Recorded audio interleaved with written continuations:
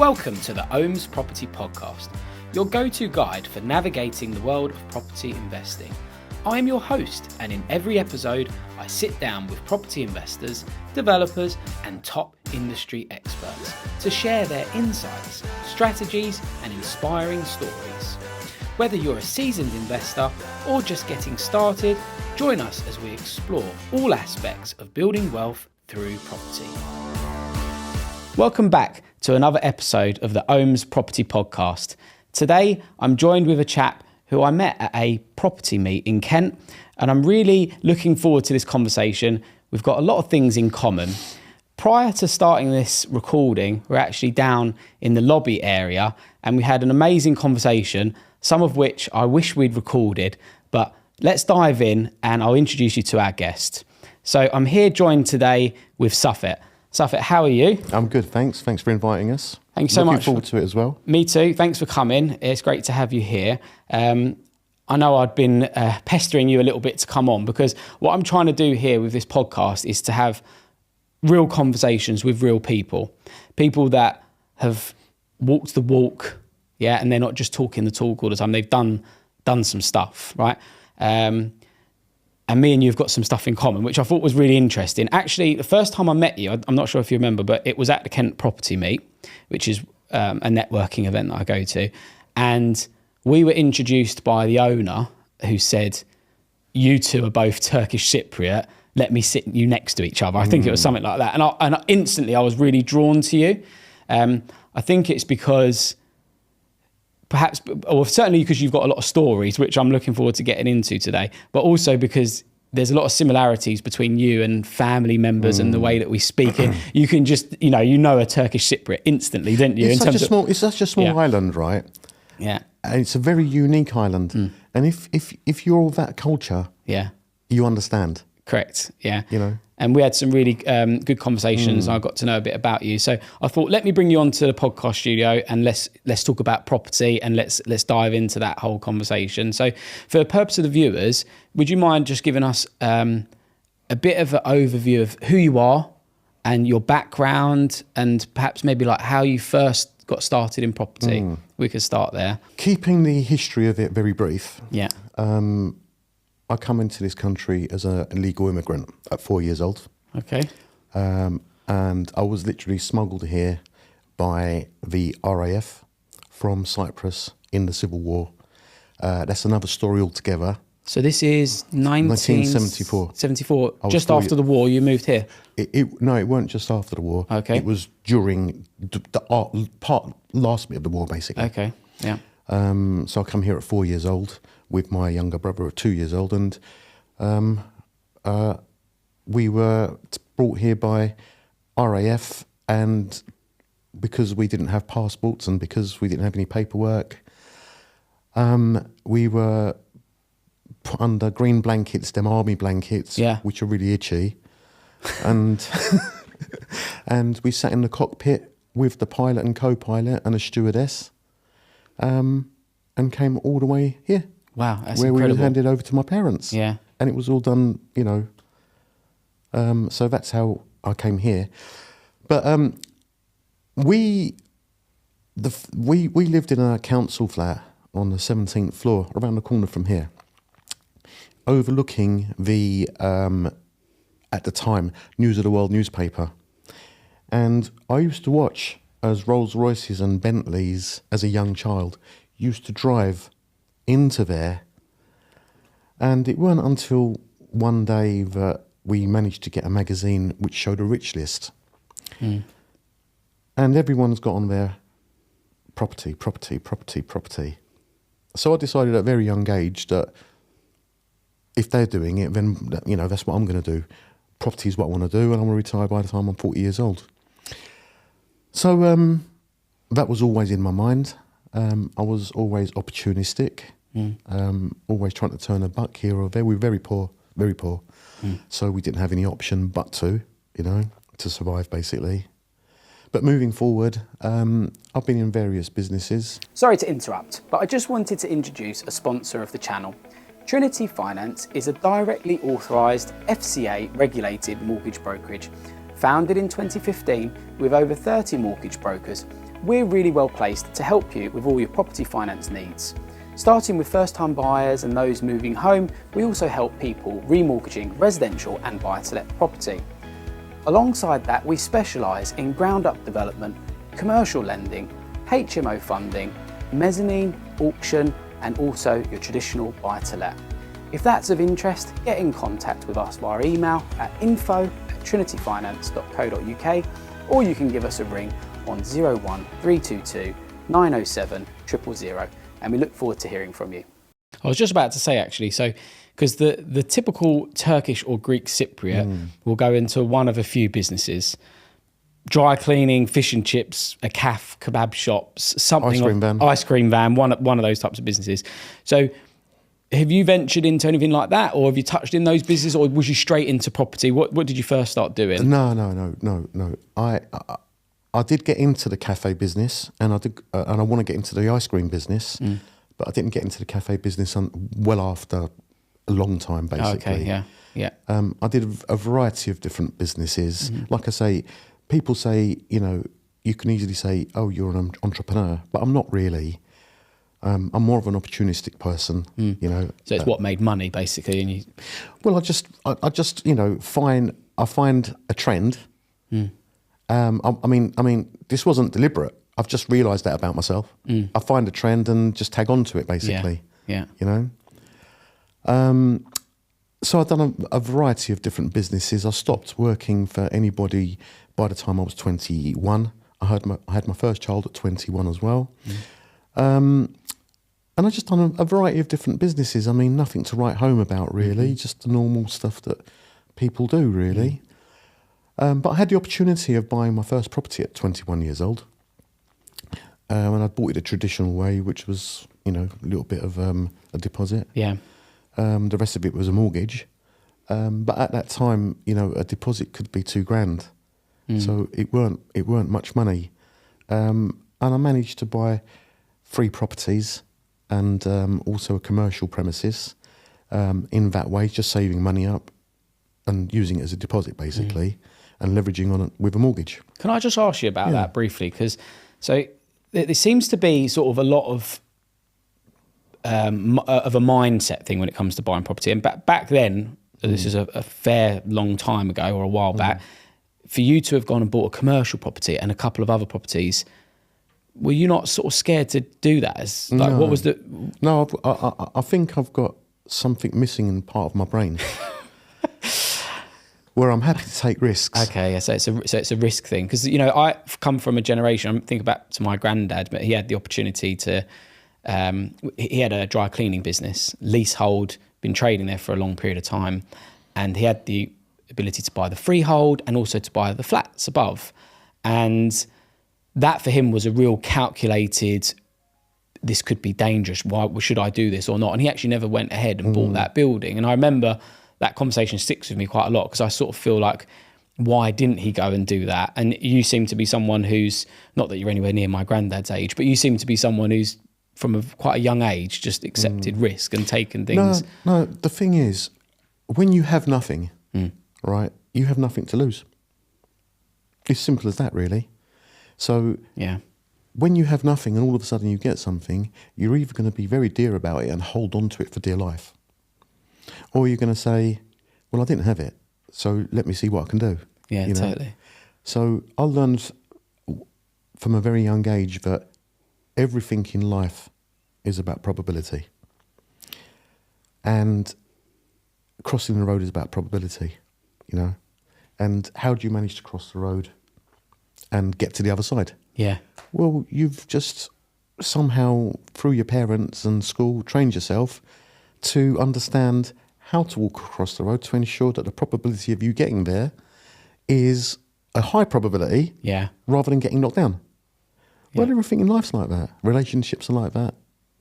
Everything you do is like that.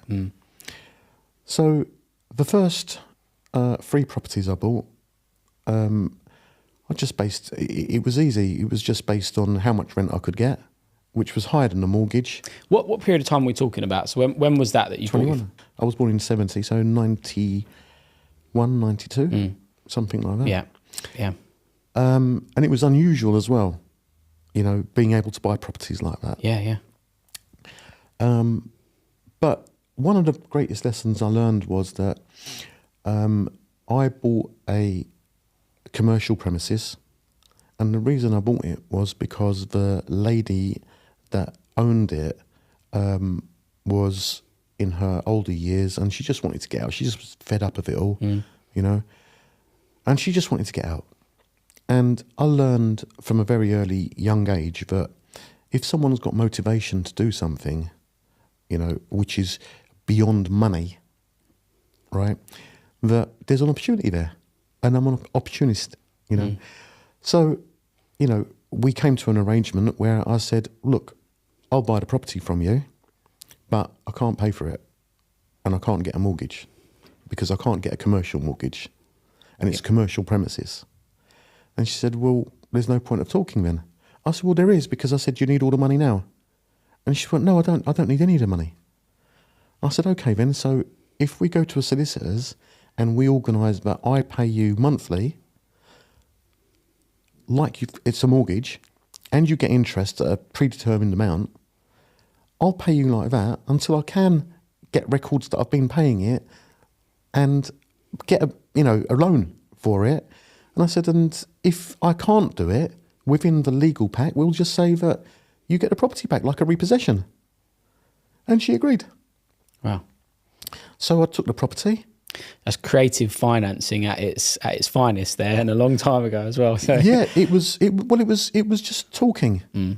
It was just talking, and you know, I saw how desperate she was, and I weren't looking to take advantage of it, but it turned out in my favour because, you know, it was an opportunity, and I just put it out there, and I learned if you ask, you may get. Yeah, you know, for sure. And I've always been like that, you know. But moving forward, I used to run a business called POW, P-O-W, Posters on Wheels. And it used to be a fleet of 35 moving billboards. Right. You know, like a van with an A-shaped frame on it. A billboard, basically, on both sides. And we used to have a fleet of 35 of those. And I started it from scratch, which is another story altogether. Yeah. But I had to stop because 4 years into the business of doing well, someone in the government decided that there would be a clampdown through local authorities. I don't know if these vehicles were a menace or what they were, but they decided that if you didn't have a licence for advertising, that you'd get a fine. Yeah. So because we were driving around the country, we'd get followed by council planning officers, and if a vehicle stopped, even if the guy went to go to the toilet in the vehicle, they would actually start asking questions, and then they would come back to me and say, "Where is your license? Because because you're driving, you don't need it. But the moment you stop, you've got to have a license." Right, I see. Yeah. So we got we couldn't get license. It weren't that simple. And also, as with every business, especially an expanding business, your money's going into running the business. You know, I didn't have extra money, a contingency, and I would never have thought that I would ever have been in that position. Yeah. It's not something you can plan for, you know. So some Scottish company heard about this and came to me and said, "Do you want to sell all your vehicles?" And all of them were financed. And I said, "Well, I've got nothing to sell because they're all financed." And they said, "Well, we'll take over your finance then." And I thought to myself at the time, these people are crazy. I mean, you know, everyone's being clamped down. And I learned another lesson, which was that there are some very shrewd people out there. And I learned that one person's rubbish, one person's demise is another person's fortune. So these billboards were required by big brands. JC the Cow and these type of businesses. Yeah, exactly. And what was great about them is that you could take them to places where, you know, normal billboards couldn't be, where the big footfall was, basically. So in a nutshell, what this Scottish company did was they did the deal, bought the vehicles. I never once understood what was going on. I was just so glad To get out of it. Yeah. to get out of Yeah. it, because we had about 75 grand's worth of fines to pay. Like it was a limited company, you know. It turned out that they run their company from Scotland. The billboards would drive into England. They would get fined. They would get taken to court. They would then request for the hearing to be made in Scotland. When it was transferred to Scotland, the Scottish court found that it was not an offence to do it in Scotland. God. So therefore, they never paid one fine. Oh, right, I see. So what was not a viable business for you, due to your geographical location, become a completely viable business for someone else that they could profit. Well, not only did they profit, they made a killing, because Yeah, right. every company that was operating in England didn't know this. So therefore, all the vehicles were coming off the road. There was contracts of 6 months and 7 months that people couldn't fulfil. All of them went to them. Wow. So, you know, Yeah. again, it just shows you the motivation to sell, the motivation to get out of something, you know, which was really the start of where I started to become really successful, because I had one of these billboards on a trailer, which I forgot about. So when I sold everything to them, I had one trailer left. So I took this trailer and I brought it up to where I live, and I put it on a roundabout, and I put on there in black writing, yellow background, I buy ugly properties. Right. I don't know, it was an American thing. I saw it somewhere, you know? Yeah. And it could mean many different things, couldn't it? Yeah. But my personality is just a shock, really. Yeah. You know? So I put it out there, and within a day I got a phone call. This was a busy location where it was parked. So there's a lot of cars On a going past. roundabout. Oh, I see. Right. Yeah. Right. The police did me a favour. They clamped it so I couldn't move it. So when I got contacted by them, they said, you need to move it. I said, well, you've clamped it. And they couldn't work out who clamped it. So it ended up being there for 2 months. Right. And I got a phone call the very next day from a guy, and he said, I think I have the ugliest property in the world. And cutting a long story short, I went to his property. He was at the back. I knocked on the door, and it was getting dark. And he said, come in. But I didn't wait for him to say the next bit, which was, be careful. Because as soon as I opened the door, I fell through the joists into the Oh my God. bottom. Luckily, it was only a couple of feet, you Yeah. know. What was ugly about the property, the way he interpreted it, was that he was a would-be DIY person, and he took everything apart in that property. I mean, floorboards were gone, electrics were ripped out, plumbing was ripped out. See, it was just as if it was a first fix, bare bones skeleton of a property. And he said, I've had this property 8 years. He said, and I did all this work to it within the first 2 months. He said, but I've just lost interest. I live with my mum. He said, and, you know, I can't sell it. And he said, the reason I can't sell it is because no one can get a mortgage on it. So I said, well, what am I going to do then? And he said, well, you can buy it maybe. And I said, well, I'd have to get a mortgage as well. So it was like a non-runner straight away. Then I went back home and I thought, hold on a minute. So is this your first? Sorry, I know you bought a couple of a commercial and some others. Free and a commercial. Okay, so this is like your first. I'm going to do this as a business in property, right? Sorry, carry on. Exactly. So I phoned him back up and I said, look, do you fancy a pint? Because there was a pub across the road. So he went for a pint and I said to him, have you got a mortgage on it? He said, no. I said, how much do you want for it? He said, whatever I can get. And I said, listen, there's got to be a way we can both benefit out of this. I said, what about if I buy it from you but not give you any money yet? And he said, well, how can that work? And I said, well, it's worked because I did it on a business. And this is what I did. I said, but I don't want to pay you a mortgage or anything like that. I said, because I'm not going to get an income from it. So what I'd rather do is say to you, give me time to fix it up so it's mortgageable. Once it's mortgageable, I'll remortgage it. or I'll mortgage it, and I'll give you whatever we've agreed. All right. And we'd done a deal there over a pint of Guinness. I shook his hand. He gave me the keys. And the very next day I went in there. He had a massive shed at the back. So it was done on a handshake? Yeah. There's no exchange option sign, nothing like that. Just Nothing literally at went all. in there and you spent your money doing it up. Nothing at all, right? This is what I'm saying. I was an opportunist. Yeah, right? sure. I mean, don't get me wrong. I wasn't silly. You know, we had the discussion and I got a feel for him. He got a feel for me.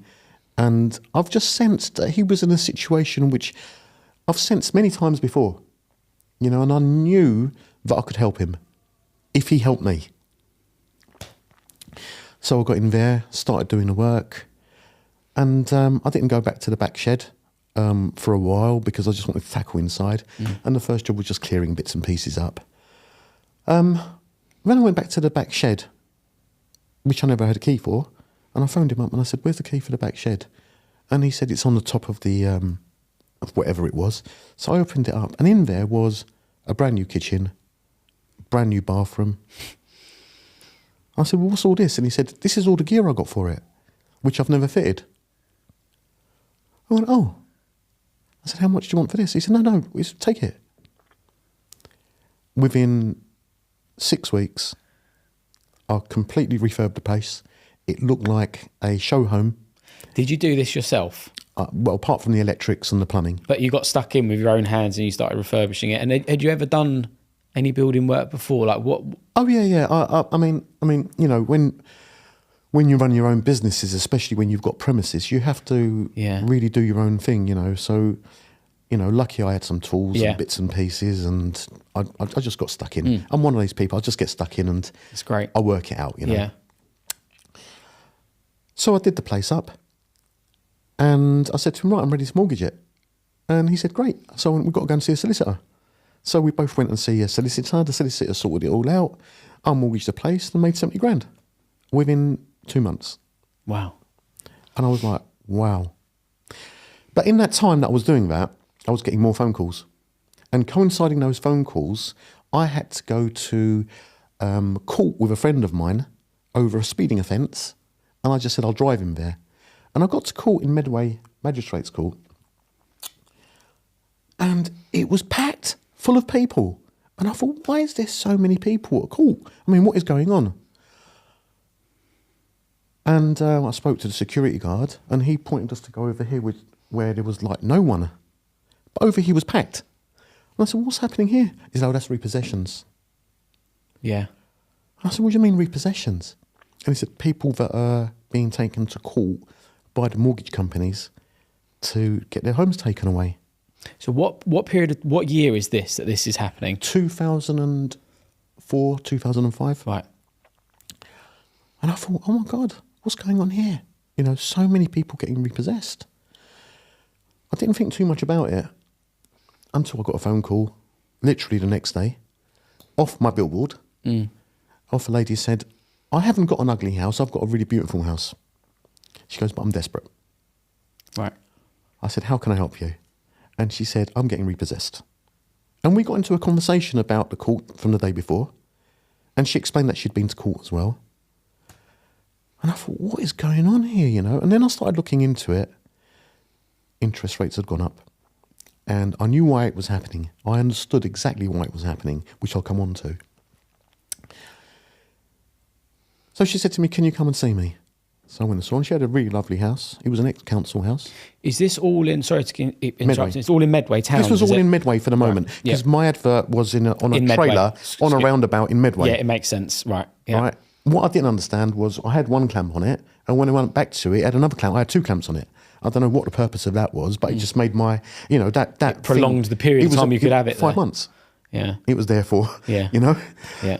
Cutting a long story short, though, she, when I went to her house and sat down with her, she explained that she bought her house from the council very cheaply, and she remortgaged because she could. But she went to a subprime lender because she couldn't go to a normal lender. The mortgage rate was too high. She lost her job. This and that happened. Life. And she explained to me that she went to court and they've given her 30 days to go. And she said to me, what an ideal situation would be was if you could buy it and then rent it back to me. And I said, well, how would that work? And I went, if you can't afford the mortgage, if I have to get a mortgage to buy this place, then your rent has to cover the mortgage easily, you know. So she sat down and it was great because it was a very open conversation. And we looked at her figures and she showed me that she could afford around £800 a month. But the subprime and her mortgage together added up to £1,400 a month. Wow. Because she come out of a fixed period. She didn't think further than her fixed period. But when the fixed period came up, she couldn't remortgage because she just didn't have enough money. She was able to buy the property as an ex-council with a 60% discount. But because she remortgaged it immediately, it ended up that the figures just didn't work. So I explained to her that for me to buy it, it's got to be below whatever the rent is by £100 or £200 to make it worth it. And she said, well, if I can stay in the property, I'll do that. So I had to go to court with her on a second hearing. And we went into court and the mortgage company was there. Well, I thought it was the mortgage company, but it wasn't the mortgage company. It was actually a loan company, a loan shark type company that had attached their loan to the house with an extortionate rate. So I said to the judge, look, I've done my sums, I can buy it. If we can detach this loan from it. I didn't realise at the time, though, that everything was working for me because the loan company knew they weren't going to get their money. So they said to me, well, what can you pay towards the loan? It was like a 70 grand loan. And I said, well, 10 grand. And they said, if we can settle on 20,000, then we'll give you another 30 days. I didn't do any negotiations, nothing. It was as if I was just being led by it all, you know. So I bought the property with a mortgage and immediately there was money in the property for me. So I didn't have to put any money into it. She stayed in the property. My mortgage was £400. Her rent was £700 and that was that. So this is in the days where you could do these, am I right in saying you could do these day one mortgages, perhaps it was high loan to values? Yeah, it was self-certified. It was self-certified, right, okay. Where's this going? Did you do this at scale then? Like how? No, that was, so it's as if, you know, this is the thing, Omar. You don't really know what's going on in your life until everything lines up. At that moment in time, all my failures, all the things that I did wrong, all the things I did right, came together in a package, invisible package, which was just sitting in my head. And I knew straight away what I had to do. I knew I had to systemize it, to scale it. I knew I had to be on top of it. I knew I had to have a power team around me to help me, you know. So, getting to the meaty part of it, I contacted the police and I said, any chance you can get those things off? Because I was avoiding them, you know. So I asked them to take the clamps off. Yeah. Right. And they didn't. They took them off. I went and got a van. I pulled it outside the court and parked it on another roundabout outside the court. And this time I changed it from I buy ugly houses to if you're getting repossessed, I'll buy your house. Outside the court. Straight away I started getting phone calls from people. And I worked out very quickly that if someone is willing to sell me their house cheap enough and I'll compromise by letting them stay in the property, then I can buy the house cheaper. And it worked so well. Can I ask you a question about this? Because would you say then that these whole deals, I know you were in the right place and at the right time and the billboards and you know, you saw this opportunity and you've grabbed it. And like you said, you're an opportunist and those things have worked for you. But the actual closing of these deals, the first one was over a pint in the pub and you met and you spoke to people. Then you're in someone's home and you're speaking about. Am I right in saying the way that you've gone about doing these is people skills? It's you 100%. Because it's not like, over the phone, it's like, I can buy a house from you quickly. Should we do it now? You've actually gone and looked in the eyes of these people and got to know them and built a relationship and rapport with these people. And then they've built some trust. I mean, you know what? It all, like I say, it's a culmination of experience, because we, as immigrants to this country, we led a very poor life, And as immigrants to this country, my parents had the crappiest jobs. It weren't until after my dad became a bus driver, sort of thing, So I knew what suffering was. I knew what no money was. My dad was in debt all the time. We had people knocking on our door all the time. So you were genuinely putting yourself in these people's shoes. Well, I could talk to them. And you were empathising with them and their situation, right? And then that made that conversation so powerful that it wasn't just I'm a big greedy landlord that's going to buy your property really quickly and cheaply, but actually I can understand and there's a solution to this that I can help. Right. Jointly, we can solve the problem of you being repossessed. Exactly. I would sit with people and think to myself, you're not in as bad position as I was, as my family was. And when you start talking to someone on that level and they can see you're sincere about it and truthful about it, it's a different level. It's a different level of conversation, really. Trust is more immediate, So it's as if all that negativity was all of a sudden turned around and helping me, because I could have really easy conversations with people about these things. So I thought to myself, I've now bought 2 or 3 properties from people that are getting repossessed. And I thought to myself, and they're living in the property. Now, what was great about that? The deal was that I was going to buy the property from them. They wouldn't have to move out.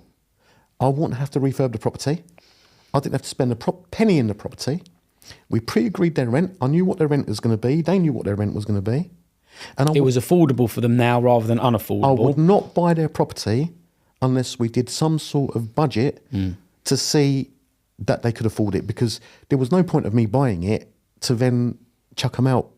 It wasn't in me, So what I said to him was, look, the less money that I pay for this property means the less mortgage I've got. The less mortgage I've got, which I'll show you, the less rent I'll charge you. So what do you want? Do you want a cash sum, or do you want low rent for a long time? Now, it was awkward, because I would say out of every 10 houses I've visited, I probably got chucked out of 6. Right. The reason for that was that the men, being egotistical like we are, not wanting to look like failures, and all that sort of stuff. They probably couldn't actually accept what was actually happening and still were... They wanted more money. Simple. They just wanted the most money possible. And I'd say to them, if you want the most money, go to an estate agent. I can't give you the most money. My deal is that I'll provide you a solution of staying in your house. No one needs to know you sold it. And you forfeit your house, basically, if the money's in there. The men wouldn't have it. And within literally 20 minutes of half an hour of talking, they would literally frog march me out the house. Right. But I would say that out of all of them, whether it be minutes or days, I would be back at that property, because the wife had a chance to talk to the husband. And it was like, now hold on a minute. It's not about the money. I want to stay in this house. This is our home. Our children go to school here. We're friends with our neighbours. Our life is here, So that was their compromise. So it was very simple for me to basically sit down and say to them, right, well, what do you want to do? And and those men that chucked me out would all of a sudden be my best buddy. Once they saw sense and they realised that actually getting repossessed and having that, against their credit file that they've had a property repossessed, the chance of ever getting back on the property, it's all these issues, and it becomes a reality. Oh no, you know what? It's bigger than that. Really? Right. Okay. It really wasn't. That wasn't the main driver. You know what the main driver was? Embarrassment. See, because when you work towards something and you have something, you don't want people to know that you've mismanaged it or lost it. And what I did was I gave these people the opportunity to be literally anonymous about it, because no one knew that the property was now not in their ownership, not even their family. And I did it so quickly, 30 days. Every property I bought was 30 days, max. That's incredible. Saffet, can I ask, because I know you're off the radar a little bit, okay? You're not one of these people that splashed all over the internet and, you know, this chap's done this amount of stuff, and you're quite a private individual. But can I ask, at what scale did you actually do this business? Like how many properties did you buy? I'm going to come on to that. Okay. You're keeping me waiting. I am keeping you waiting. So I worked out a system very quickly for buying these properties.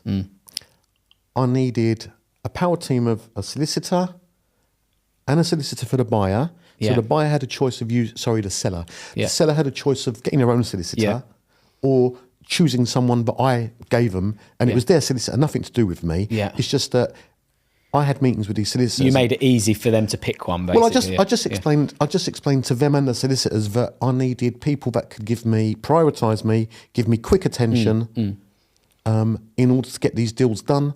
And because they were repossessions, it had to be done quick. It was as simple as that. I managed to get the right people, the right mortgage company, the right people, the right solicitors around me to do that. I then decided to scale. I went in head first and I put £20,000 worth of advertising into the newspapers. Every single newspaper in Medway, Kent really. The phone didn't stop ringing. It did not stop ringing. I was going to see one person after another person after another person. And I was getting really good at it because I was finding my stride, you know.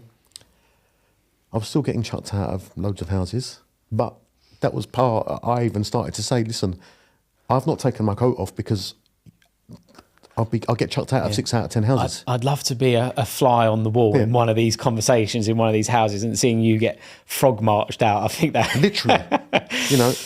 And I started to advertise. I got to 60 properties, and then my mortgage advisor rang me up and said to me, "You can't buy any more properties."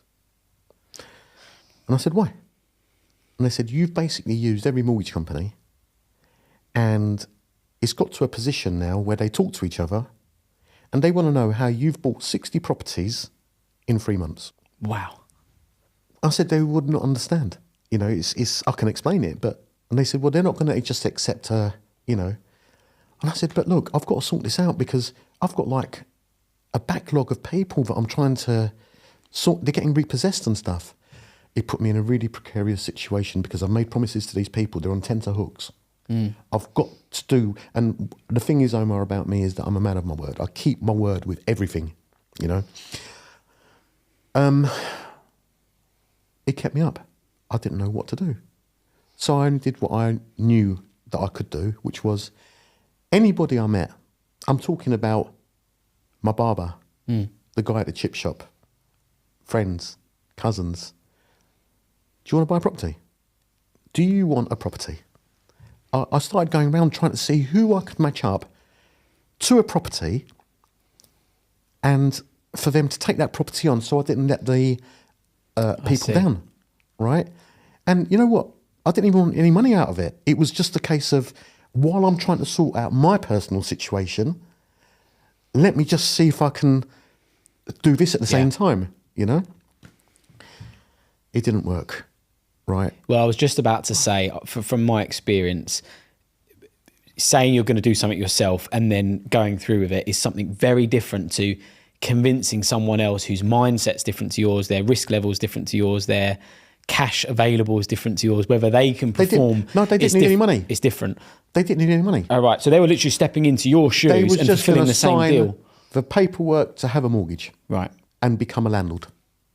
All right. I was that desperate. The problem I had, though, was because I was brought up in East London, I've got this Cockney accent about me, like a bit of a Del boy. And everyone thought that I was doing something illegal. everyone thought that they didn't want to get involved with me because it just sounded, what you're going to give me a property? That dodgy Turkish Cypriot from Medway with the... Yeah. You're going to give me so this was the conversation. So you're going to give me a property.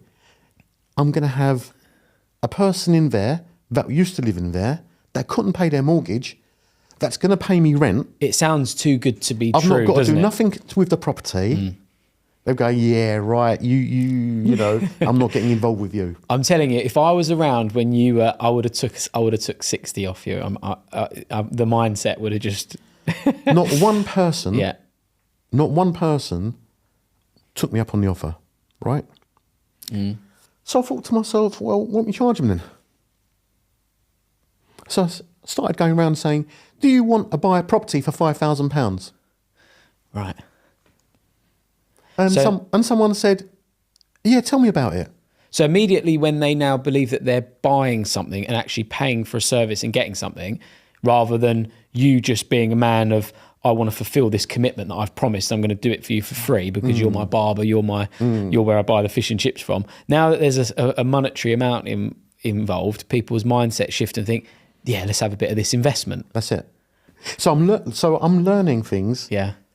as I go along, adding to my arsenal of knowledge, and I'm picking up on it, and I'm taking it in like a sponge, and I'm thinking, oh my God, you know, so you didn't want the property, but in a roundabout way, after a period of time, you're now willing to pay me for the property. As a deal sourcer almost. We call this, I mean... Well, I weren't a deal sourcer. I know, but in today's terminology, it's not the same because, just briefly touching on this, but there's these individuals called deal sourcers and they typically go on this course where they've paid some money to someone who's meant to be a property educator. I sound like I'm being quite... patronising about it, but I'm sure you've seen this. There seems to be a lot of sort of poor education in property. People go on these courses and then they get told they can spend a small amount of money, they can look on the property portals, find themselves something which might be below market value or is distressed or something, and then they can kind of package it up, hide the address, and then find an investor that's going to take that off them and give them a fee for it. Yours is different. I did that in a very informal way without calling it a business. Yes. All I was trying to do was find a solution for the person that was getting repossessed. And it was a very emotional experience as well because these people had children. I could see the arguments in the families. I could see how much distress there was. So I promised 30 days. And I was going to make 30 days. By hook or crook, somehow I got 30 days, right? Now, at that time, I was running out of people I knew to talk to. So I went onto the internet and I found a website called Pigs Might Fly. Right. It was a property website. And it had loads of different forums in it. And it had one on there about networking. So I went in there and I put, is there anyone in the Medway area that, you know, wants to network? And on a very informal basis, I met up with 3 guys in a Wetherspoons in Maidstone while the England match was on. And because it was something that I was meeting someone for the first time, all 4 of us dressed up like quite formal. There was no football on when we sat there. By the time we got into our stride, the whole place was full of England shirts, everyone going nuts. Yeah. And we're sitting there thinking, and everyone's looking at us like, what are these idiots doing here? In the suits. In suits sort of thing, you know? And that was the start of the informal, original Kent Property Club, which didn't have a name at the time. Slowly more people, more property people came to it. And then we ended up moving to a hotel where we sat on an informal basis, and there was maybe 10, 12 people there. And these people were... So one thing I've got to backtrack on is that I sat there in my front room once thinking to myself, I'm so clever. I mean, this is clever. I've somehow done something which is so clever. And it went on to I met a few other people that I thought, bloody hell, these people are doing it years. Like this wasn't new. I just stumbled across it thinking that I discovered it. But once I started meeting these people, they were doing it from before me, a few years before me. But what flabbergasted me a bit was that even though they were doing it a few years before me, they've only bought like 3 or 4 properties. I've got like 60 properties in a short space of time. What was the difference? Well, the difference was that they didn't really associate, I noticed, with the people that were getting repossessed. They didn't understand what was going on. What was really important was they didn't know how to negotiate there. Because part of my job was when I found that someone had a loan that was attached to the property, if I talked to the loan company and told them that they were being repossessed and the loan company most likely wouldn't get anything, can we come to a deal? I propelled. I was like really good at it. I think there's some really good learnings here in this conversation, and this is why I wanted to get you in. But just to briefly sidetrack on what we're talking about, and I really want to get back to this conversation because it's so enjoyable to listen to. But I've had quite a lot of experience with fast cash buying companies that are around in today's world, not trading in the period of time that you were trading, but these, and some are completely legitimate, and they're actually quite ethical. And unfortunately, there's also an underworld of the fast buying companies where I would go as far as to say that some very unscrupulous characters are essentially profiteering from taking people's homes without any of the considerations that we've spoken about today. And what some of the stories that I hear around this, and I've worked in a big chain of estate agents for a number of years, and you just hear these stories. But there's a few companies that will essentially, what they'll do is they will look for distressed assets and desperate people. You know, the three Ds, the motivators, the death, divorce, and debt. They'll find these people and they will agree to buy their homes. And initially they may say, you know, we're going to buy your home very quickly. And guess what? We're only going to pay 5% less than what your house is worth.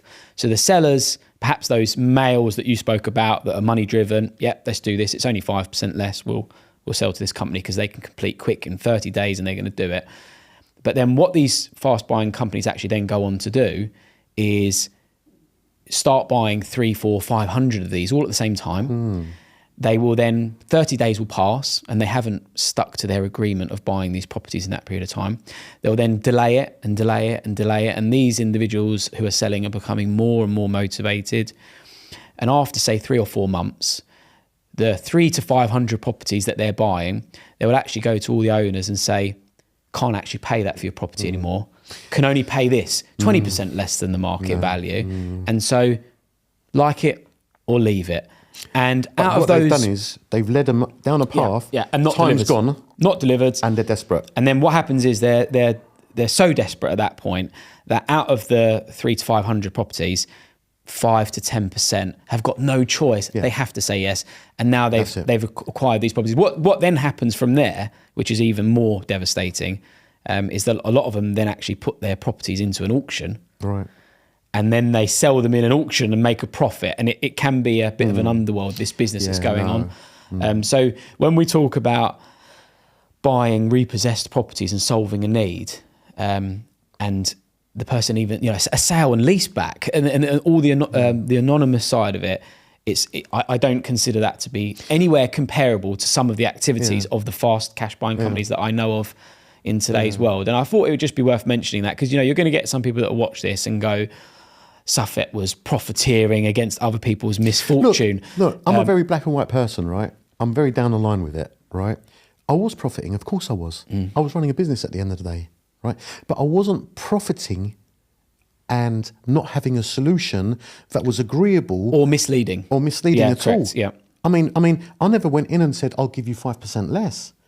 I went in and was chucked out because I'd say, I might have to give you 50% less if you can't afford the rent on the mortgage, you know?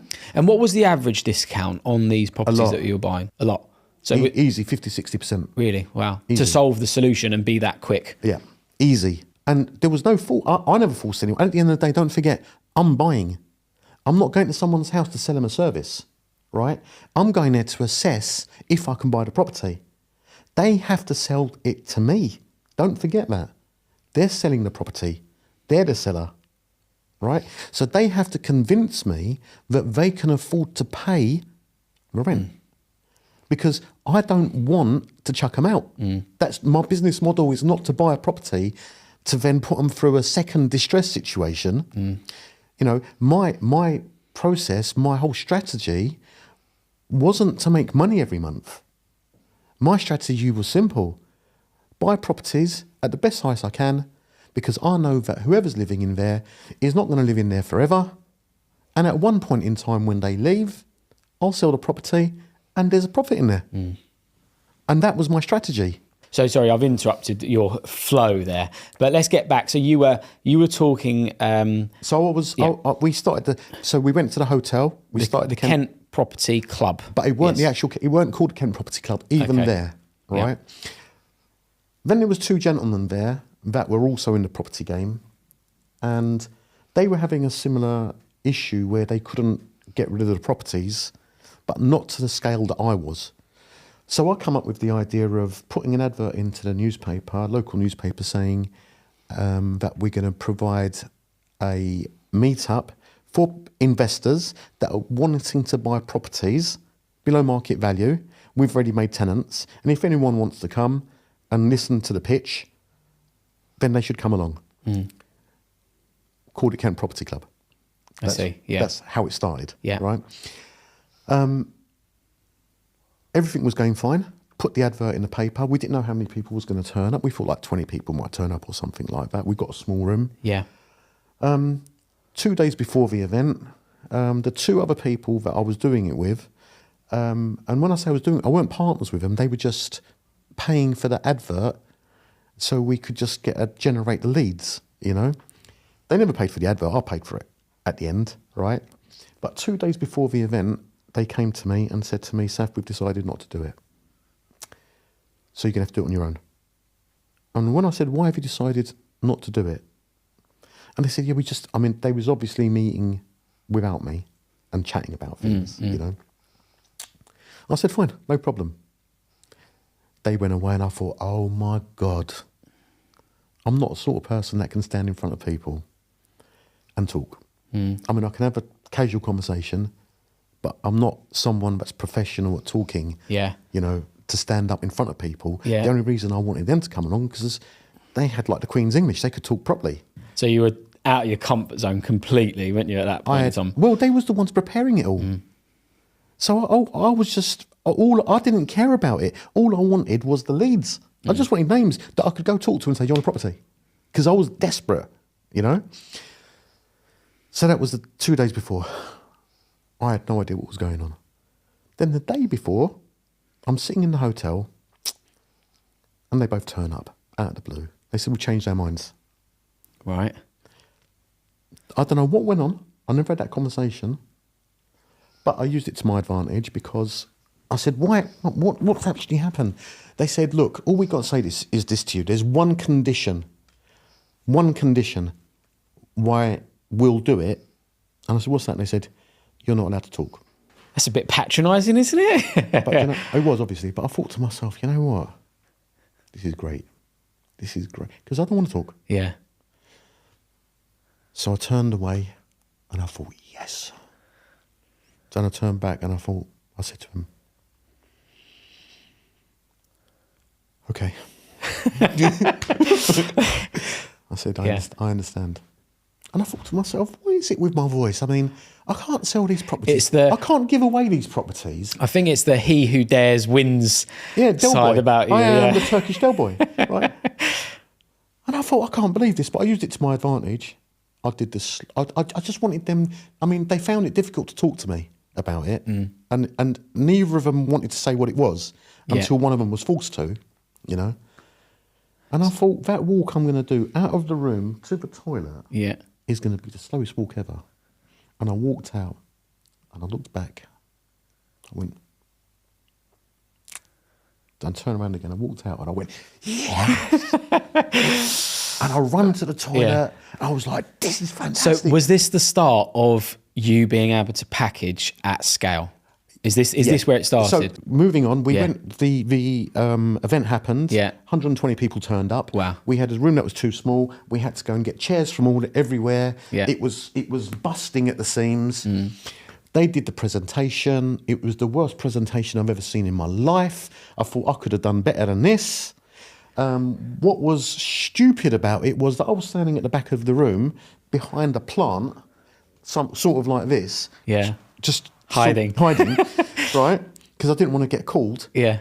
But it was all right them doing the talk, but they had no deals. Yeah. So all the deals they had were mine.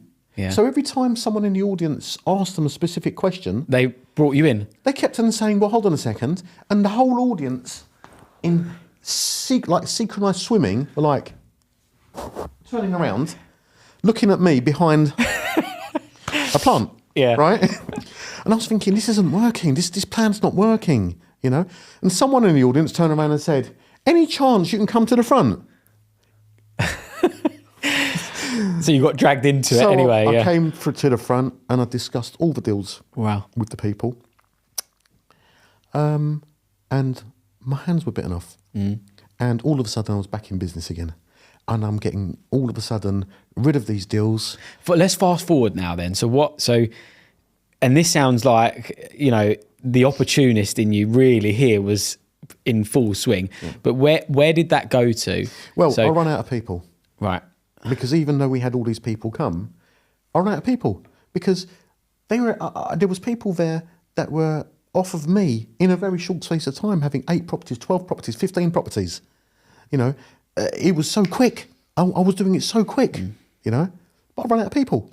Cool. I needed you back in the day when I first started doing I this. could not buy any more properties for myself. Yeah. I bought them in my name, my wife's name, you know, anyone that was old enough, my brother's name, you know, one of my brothers. Yeah, anyway, I couldn't find enough people. So I had to go back again to saying to the same people that were in that group, do you want the property? And they go, I ain't got the money. I go, well, $5,000. They go, I ain't got the money. I go, all right, and here's the deal. And this is where it proper took off for me. I'd say to them, look, I don't want no money. All right? You buy the property in your name. You look after the tenant. I'll do you the deal. You will never have to remortgage because it will be so cheap, right? Even when your time comes up, the fixed rate's over, it will still be cheaper than the rent, right? And I don't want nothing for it. But at the same time, I'll have no responsibility for it. I'll have nothing to do with the tenants, nothing to do with the house, nothing to do with any problems, right? All I'm asking you is this. Either give me $5,000 or one day when you sell the property, I want 50% of the profit, right? So you put a charge on? My solicitors did it. They were saying to me, you're mad or what? You know? And I said, no, I've got something going on here. They put a charge on it for me. And the charge said, you can't remortgage and you can't sell the house. Unless you pay this. Unless I say they're allowed, right? That was it. About 200 odd properties went to people that didn't pay me a penny. Well, what do you think happened? Eventually, they all want to start selling and remortgaging, and then the money comes in, doesn't it? All of a sudden, I'm sitting there, post comes, dear Mr. Saffet, so-and-so is selling this property, and I'm thinking, who's that? Trying to remember which deal it was. What property's that? Yeah. You know? Can I ask you a couple of questions, Saffet? Because there's a few things that sort of going through my mind as we're talking. That was 307 properties. Okay, yeah. In 13 months. 13 months, 307 properties. So it was 3 months, a break of about a month and a half where I was trying to sort everything out, and then another 10 months. So, you know, like nowadays, I obviously hear these, I wasn't, you know, around or doing anything in property at that period, so I'm just a small child. But when I hear back to those days, all I hear is, you know, the good old days where we'd buy and day one remortgage and 110% loan to value and I don't know, you know, you hear these sorts of lenders, GMAC and not others, even the main lenders, Mortgage Express, that type of lender, you know, that they're not sort of trading anymore. But nowadays, like, this is where I just kind of want to dive into the stuff for the people watching now who are watching this channel thinking, perhaps they want to start in property, or they've got property and they're thinking, do I continue or not, and scale and all that sort of stuff.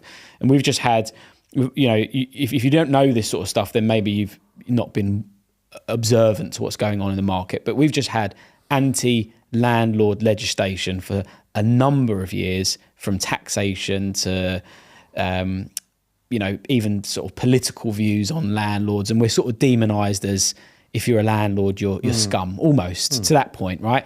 And it's actually very difficult to transact as to be a landlord. If you're an amateur landlord, you're someone who's just sort of thinking, I'm going to buy a couple of properties as an investment, and I don't really want to do much, I just want to be a bit passive.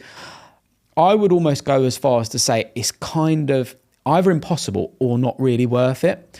Property investing, for me now, it feels, with all of the hurdles and barriers that there are, you either need to be doing it as a business, like a serious business, or you need to have a way of buying below market value, or uplifting planning, or putting some value add and creating something that you can go again. Otherwise, it's just, there's just too many hurdles, and it's not worth, buy to let, the interest rates, the taxation, the legislation, the EPCs, the renters reform bill, you name it, right? It just is negative, the whole thing. So now looking at that and comparing to the day in which you were operating, where it almost feels unheard of for me to be able to go and buy in excess of 300 properties in 13 months. How do you feel about the current property market that we're in, and are you still operating as a property investor? So yes, I've got a love-hate relationship with property, right? I'm still operating in it, but I'm very passive, so what I've done as a business model, because I'm very forward-thinking, I plan and strategize a lot, So what I did was I decided that I would get rid of properties as people left in areas where they were out of my zone, if you like. I see. And then what I'd do is use the money from the sale to pay off a mortgage. Right. Right? Another mortgage in an area that I wanted a house. Okay. So I chose Gillingham as my area because I had a lot of properties in that area, and an opportunity came up to buy an old pub which I could make into flats. So I went to auction, I bought the property. In actual fact, that was a good story because I just sat in the auction, and as soon as it came up, I waited for everybody to bid. As soon as everybody stopped bidding, I put my hand up, and I didn't put it down. And it was bidding, and I was just sitting there with my hand up the whole time. Never put it down once. I didn't care what I was going to pay for the property because it suited. My motivation wasn't to make short-term money on it. My motivation was to have a whole bunch of properties in one area that could easily be serviced. But the bigger picture of it was, because of experience, that if I could get all my properties in one area, it meant one of two things, which has worked out brilliantly. It meant that I could have excellent relationships with estate agents there because I was prolific. I have a maintenance guy who does all my maintenance. He doesn't need a car.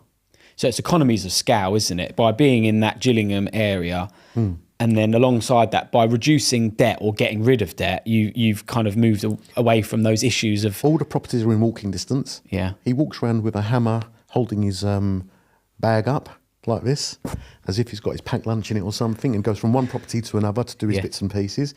Doesn't really need a car, he just parks the car in one place. So anyway, I built the apartments. I got rid of all my old stock, kept all the newer stock. I put 11 apartments in one place, and now I control all the rents in that area. So if you're looking at rents in that particular area, well, they're piggybacked off of the rents I charge. So if I want to increase rents, I just increase them. Not that I do, because I've got a different philosophy about that. Again, if I'm selling a property, Well, because I've got a load of properties in that area, I can literally put the mark on. You've got your own comparables and all that sort of stuff, haven't you? Basically, everyone's comparing, when they compare anything, to me, to what I've got. And I'm comparing what I've got to what I've got, and putting the prices to where I want them to be. Yeah. So if you was to go back now, okay, because you've reduced down some of the stress that you originally took to get this property portfolio that you've got. I've got no. I don't. It's completely passive for me. Yeah, I've got I could see you on a beach in northern Cyprus somewhere chilling out. But say for example, the stress is controlled or low. Well, do you know what the biggest stress reducer was for me? So I realised that if I can provide a better quality property, better refurbished, better fittings, and I'm prepared to wait, and I've waited for a year sometimes, and I'm prepared to wait and get the right tenant, then I can charge the maximum rent for it. I can have an excellent tenant long term. And the least amount of headache. And no headache. Yeah. I have a similar philosophy actually. So I'm a bit of a control freak and still vet and meet a lot of the tenants that go into my properties. I think it's maybe a part of our culture, and I like to look in people's eyes and check and think, is this person, someone that I think is going to look after the property? And you go into those homes and sometimes as soon as you walk through the front door, the slippers are there. And then people take their shoes off and they put the slippers on, they look after the property. It's that sort of stuff that, I'm not saying everyone lives like that, but it's getting a feel for who these people are. And all the problem properties, that I hear of in the property industry are people that have put a tenant in without vetting them, without referencing them, without checking much. And, and it just turns into a nightmare for them. The eviction process, all of that, it's stuff I try to avoid. So with us, no matter how much a tenant earns, they've got to have a guarantor. Simple, right? We do not let one property until we see the tenant or the prospective tenant. We're very strict on our criteria of what sort of type of person that we want in there long term, etc. Sort of thing, And one of the key things that I do, which might sound a bit weird, is that if I've got a 2-bedroom property, I let it as a 1-bedroom. If I've got a 3-bedroom property, I let it as a 2-bedroom. Right. The reason for that is that I've discovered over the years that the more people there are in a property, especially children, the more damage there is. So I would rather, based on how I work things out, my strategy, I would rather charge a bit less rent for a property that is bigger, but not have the extra people in there. I see. Therefore, the property itself lasts longer, the fixtures and fittings last much longer, everywhere's looked after much better. I'm happy to spend the money I spend on a refurb, could be 30, 40 grand. That's really interesting, actually. Right. And therefore, so I don't have to refurbish a house for a long, long, long time because I'm choosing the right tenants, I'm giving them quality. And on top of that as well, although I don't look at my tenants as customers, but if my tenant's got a problem, my maintenance guy literally addresses it immediately. I think that's really important as a landlord, that if someone's got an issue and you need to fix it, it can't be this, go through this platform and log in your thing, and then a week later you might get someone who'll come out who hasn't got a Scooby-Doo how to fix the problem. No, we sort it out immediately. Whatever the problem is, even on Christmas Day, it's sorted out immediately. Yeah. Saffet, let me jump forward now. So you're obviously, passive income is there. You've systemized, you've scaled a property portfolio, you've paid back debt, you've strategized, and you've focused on an area. And so jump forward to a little bit further ahead. What are you doing now? Because have you got plans to do anything still in property, or are you taking more of a back seat and just enjoying life a bit more? So what's the future like for you? I retired at 37. I'm 55 this year. I stopped working at 37. That's 2 years for me. I had a lot of friends in the business, and I learned from their mistakes because, look, everyone can make money in a market that's going up, right? So when people's mortgages run out of their fixed rate, they'd go and get a remortgage, sorry, but they'd take an extra 30 grand, 40 grand, go on holiday maybe, get a bit more money out and go buy a Ferrari or something like that, So they're increasing the leverage every time there's an opportunity to do so. Right. I never once remortgaged. Because my rents, my mortgages were so low, I've never in my life remortgaged one property, right? So I kept a very tight ship. Now that means that I never had money to go and buy Ferraris or do all the stuff. But was that important to you? Because for some people it's not important. Material things look, are not. It's not important to me now, right? But when I was in my 30s... Oh, yeah, you get drawn into it, don't you? Exactly, you get drawn into it. Yeah. But I didn't do it, right?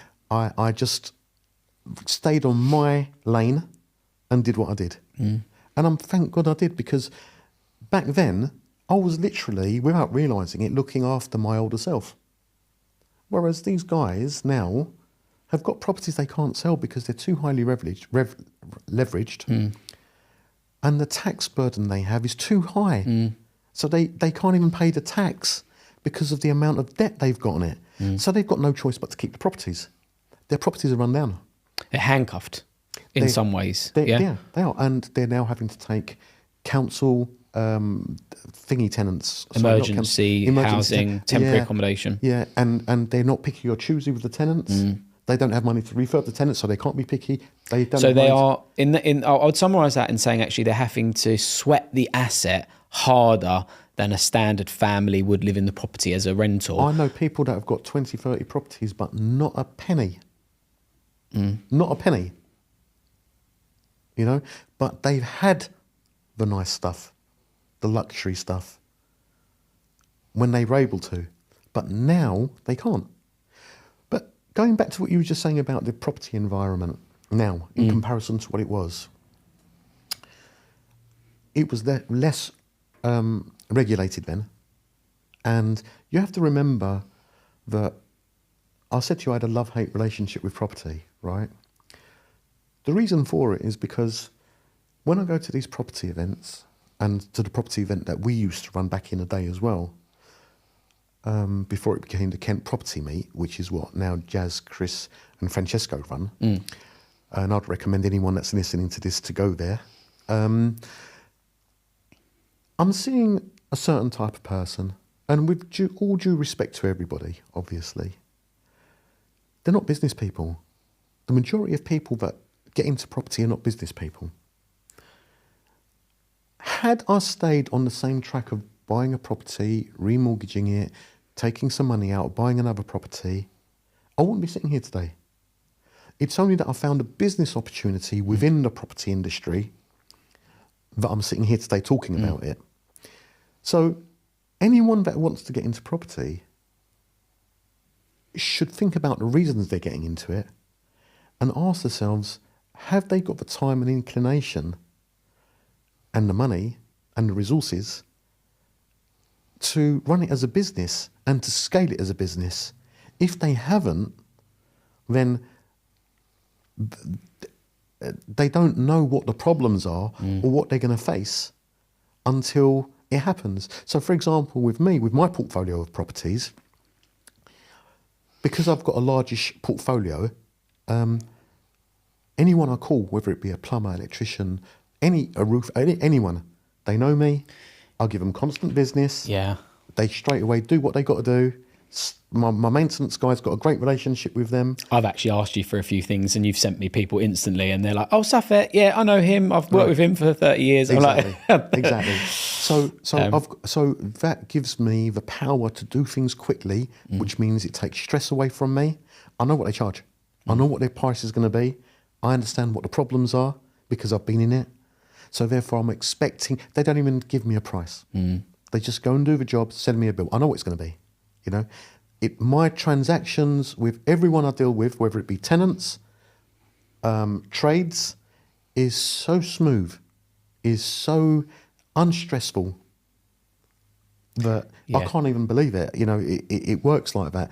But if you're a person who's starting in the business and you're buying 1, 2 or 3 properties with no business model, and you're going into an estate agent and finding this market price property. You're in a hard uphill struggle, and it may work for you over years and years and years, but you're not going to have the same relationships with trades, which means that they may not go out when you want them to, and you're just a normal, regular one person with one home type thing, and you're at their beck and call. If anything, you'd be begging people to solve problems for you. That's the market we're in terms of maintenance and things, isn't it? So prices have gone up so much everywhere, and you don't, until you have a problem, if you don't have a contingency of money in your back pocket to pay the mortgage, then you are going to very quickly find out how hard it is to be a property owner,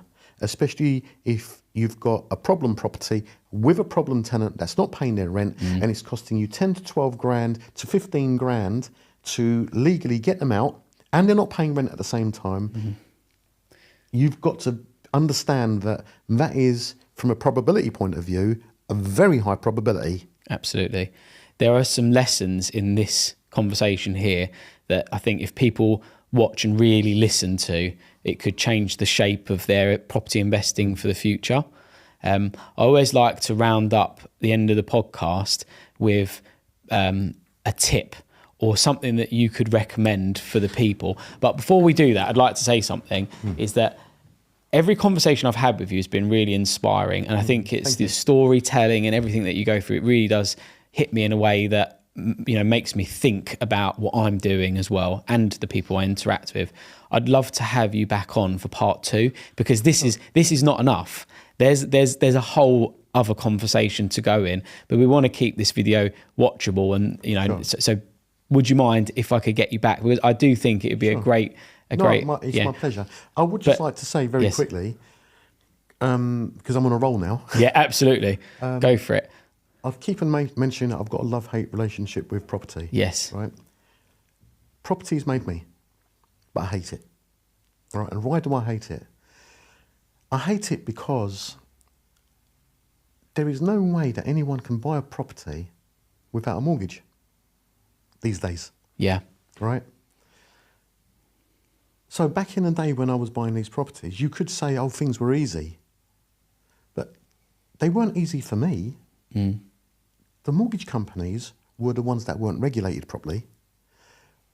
Do you think they was thinking about me when they was giving me mortgages? Or was they thinking, we've got a security that we can put on a property, so even if this guy can't pay it, we can take it back? They were just thinking about themselves. They weren't thinking about me.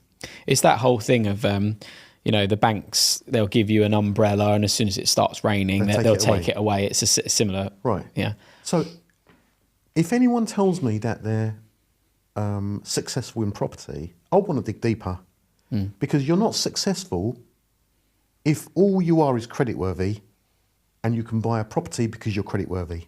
There's more to it than building a property business, isn't there? Absolutely. Right. So even though I've been, in terms of standards, pretty successful in doing what I've done, and the icing on the cake has been that, every once in a while I'll get in the post a letter saying, do you want £100,000 or something like that? And I've got like 200 properties that I'm waiting for, which will last me for the rest of my life, sort of thing, Yeah. I couldn't have bought those properties without mortgages. So although I say I've never had any help, in actual fact, I have from the mortgage companies, right? And I don't feel satisfied that I've done it myself because of that. Really? So therefore, now you just asked me a question saying, are you still in property? Well, I am in property, but completely passively. I'm happy with what I've got. I'm happy to be in the position I'm in. And I've turned my focus now on to being successful in my own right without any help. Because you see taking a mortgage as an assistance. Yeah. No, because you can't buy a property without a mortgage, can you? Unless you've got money, you can't buy a property. Yeah, unless you're very privileged to have had some inheritance or something. Right. Yeah. Well, I've not been in that position. No, right? same. So therefore, I've bought properties, but I've had to get mortgages. Now, my luck has been that I was in the right place in the right era to be able to get those mortgages, to do what I had to do, right? But I don't feel satisfied with it because I never had money.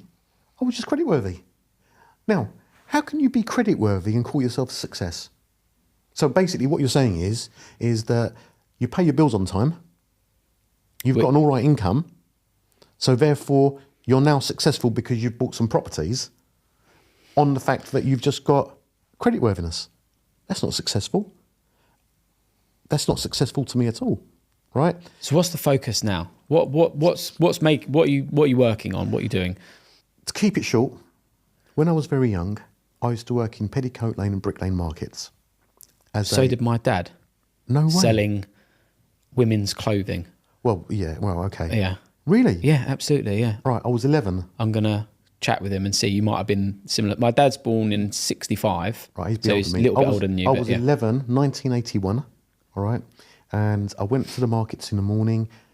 I couldn't really get a job because my English wasn't brilliant, purely because I come from another country and I wasn't allowed out of the house in case the authorities found us and sent us back. Yeah. So we spent 2 or 3 years in the house, speaking just Turkish. Yeah.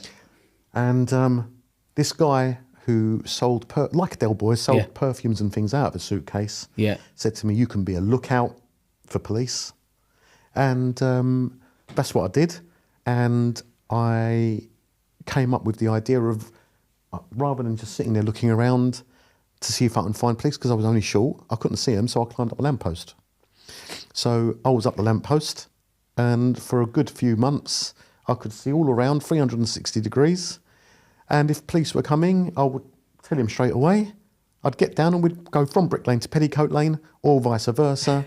And that was my job until the police caught onto it, and plainclothes policemen would come and stand at the bottom of the lamppost I was standing at. They would nick the guy because they knew that if I was up there, that the guy would be down here. He's trading. Yeah, but I don't think I was 11. Yeah. Right, so I didn't think of these things. Petticoat and Brick Lane, as you know, is right next to Liverpool Street. Mm-hmm. The people, as I grew older working in that market, I met other guys my age and a bit older that were being recruited by the city to go and trade. Why was they being recruited by the city? Because trading, believe it or not, is not about being clever. It's nothing to do with intelligence, is it? It's having the bollocks to put a trade on and hold it until you either make a profit or you make a loss. All right? These boys that worked on the markets were hard-skinned, they were loud and brash, and they went and worked in Liverpool Street. My dad wouldn't let me do it. He said, you can't do something like that, you're going to be a doctor, obviously. Yeah. So I didn't do that, but I always wanted to do it because these boys, as years went by, I'd see them drive with a Porsche, young, park it down the road, get a ticket, not care, and go and work on their dad's stall on a Sunday, selling knocked off gear. Yeah. And it was my dream to do it, but I was never allowed to do it. So where I've got the time now, I've completely immersed myself into Bitcoin and into trading, and it's giving me crypto rather than Forex, yeah? No, both. You do both, yeah? I don't trade Bitcoin, I buy and hold. Okay, so store of wealth, but you trade the other cryptos. But I don't trade any other cryptos. I've just Forex I do. Oh, just Forex, okay, yeah. And futures. So I've taught myself how to trade, completely doing it myself, and I've taken my years of experience, my philosophy on probability, and I'm sussed out how I can trade. And the best thing about it is that I did it on my own. That's amazing. I'm so happy. And with a VPN, no help. You can do that from any location that you want to as well, which means you can enjoy one of your passions, which I'm sure is getting back to Northern Cyprus, where your family originate from, exactly, and enjoying the food and the lovely weather that they have over there. So my advice to anybody is, if you're getting into property, ask yourself why you're getting into it, because it's the lazy man's way of making money. You think you're going to make money out of property, and if you can hold on to a property long enough, you will. But that money you make out of property by doing it that way is just inflation, increasing the property price. So if you're putting 15 grand or 20 grand or 50 grand into a property as a deposit, it's the lazy way, because what you're doing is you're not teaching yourself how to be self-sufficient. Once you put that 50 grand in the property, it's stuck there. And people think that property makes you rich. But think about this, right?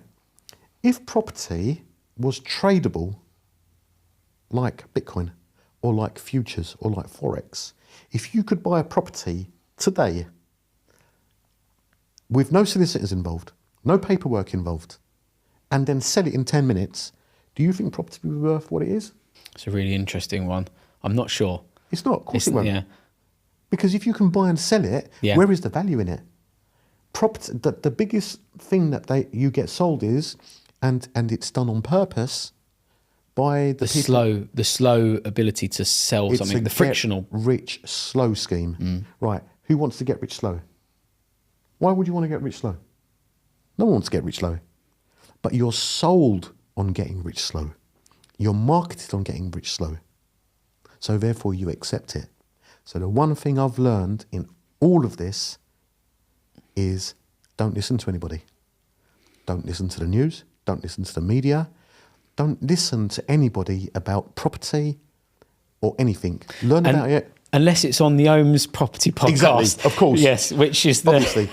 And now you've just said something which was important, which is, and I think I've done a post on this on the Kent Property Meet WhatsApp group, and people are moaning about saying, well, you know, regulation and you know, the extra expenses, the extra taxation, this, that and the other. Yeah, of course it's affecting people, right? But what it's actually doing is it's weeding the weak people out. It's like a recession on a business. If a business cannot go through a recession, then it's weak, right? If you cannot get through all of this with your property business is weak. And what it tells me is that you're taking too much money out of your property business for yourself, rather than letting your property business compound. Some very hard lessons there for people watching this that may be doing that, but it's got to be said, hasn't it? What a amazing and inspiring conversation, Saffet. I'm so grateful for you coming in. We're definitely doing part 2. It's all on me. I'll get you driven up here in a Rolls Royce if I have to. So mark my words.